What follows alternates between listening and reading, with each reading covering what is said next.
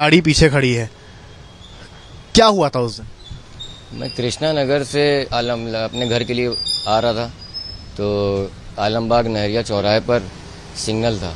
ये मैडम जो थी सिग्नल का अगर पालन करके और ये रोड क्रॉस कर रही थी राइट साइड से। पहले ट्रक से बची, बाइक से बची।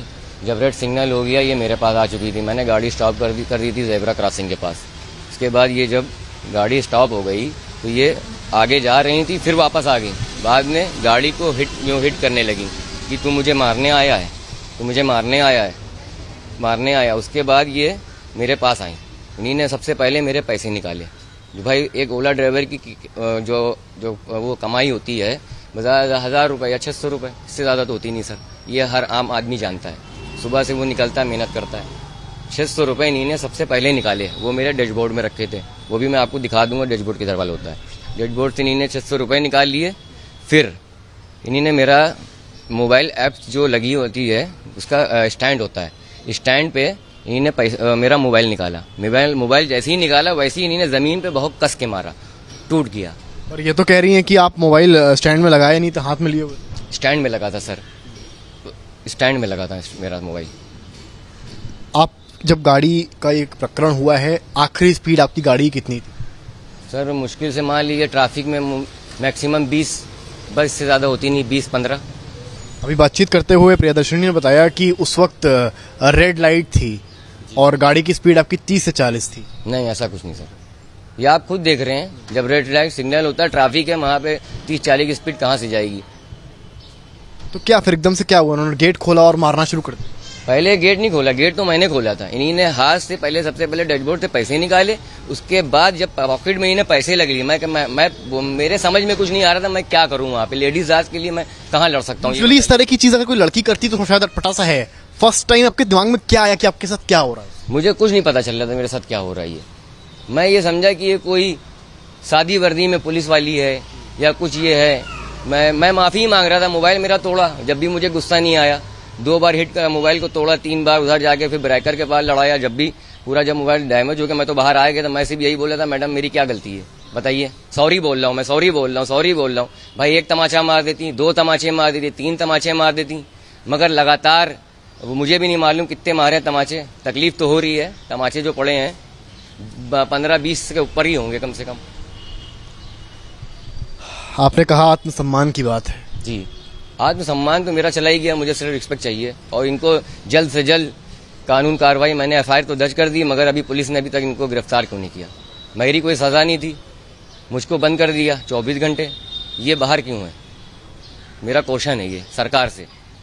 अपील है कि उनको आप कार्रवाई करके सख्त पकड़ें।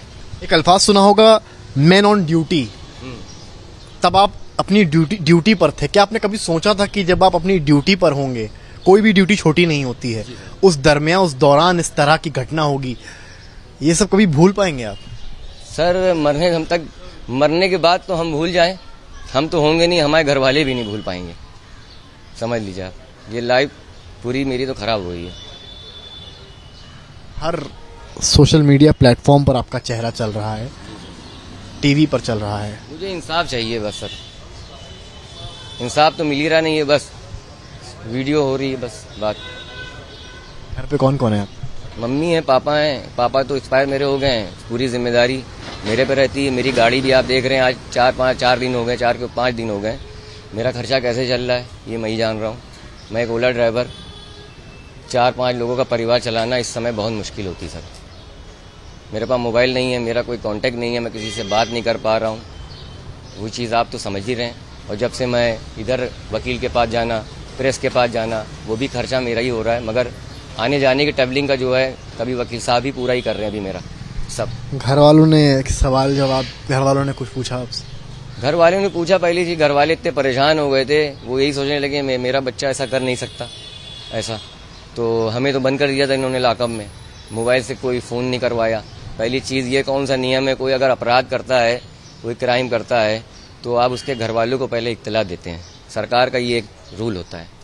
मैं पता पढ़ा लिखा नहीं हूँ, मैं भी ये थोड़ा जानता हूँ, क्योंकि मेरी गाड़ी में बहुत से लोग बैठते हैं। मैं ओला ड्राइवर हूँ, कोई भी अधिकारी बैठ जाता है, पुलिस का होता है, डॉक्टर होता है, तो वो कभी कभी ड्राइवर से बात भी करने लगते हैं, बताते हैं कि मैं ये हूँ।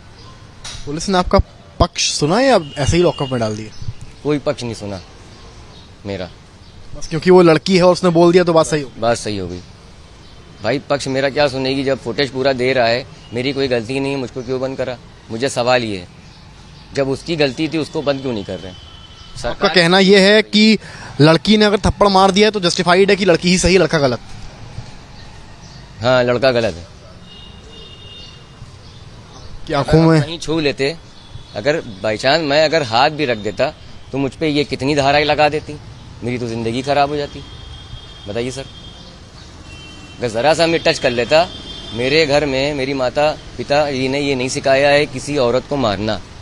मैं एक बहुत अच्छे घर का हूँ, माँ ने मुझे तरबियत दी है ये किसी लेडी को हाथ मत लगाओ बेटा, माँ के पैरों में होती है जन्नत, ये आप भी जानते हैं।